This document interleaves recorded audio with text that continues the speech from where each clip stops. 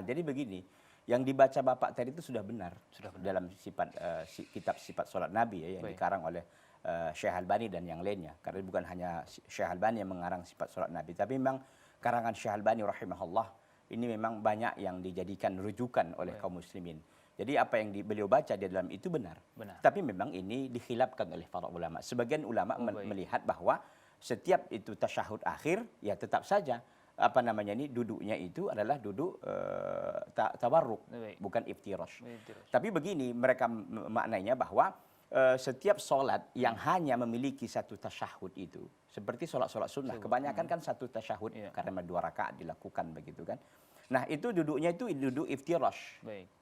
Begitu. Sebagaimana kita sholat 4 rakaat, umpama kita sholat zuhur gitu kan.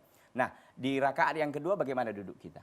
Di rakaat kedua kan ada tasyahudnya itu kan. Duduk kita bagaimana? Adalah duduk iftirash kan? Begitu. Nah, begitu juga kalau seandainya ada sholat yang hanya memiliki satu tasyahud saja, seperti sholat subuh ini, maka duduknya itu adalah seperti duduk iftirash bukan tawarruk. Sekalipun itu adalah tasyahud akhir. Bagi sholat subuh begitu kan. Nah, itu sudah benar.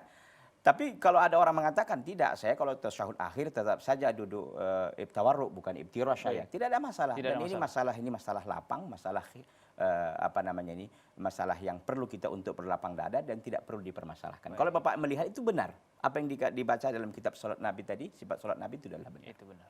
Baik, jazakumullah khairan Ustaz atas jawabannya dan terima kasih kepada Pak Suratmin di Riau. Jawabannya adalah apa yang sudah Bapak baca adalah benar adanya ya Ustaz. Dan memang ada perbedaan pendapat di antara para ulama apakah memang sholat yang 2 rakaat itu dengan duduk iftirash ataupun tawarruk, artinya kita berlapang dada dengan perbedaan itu.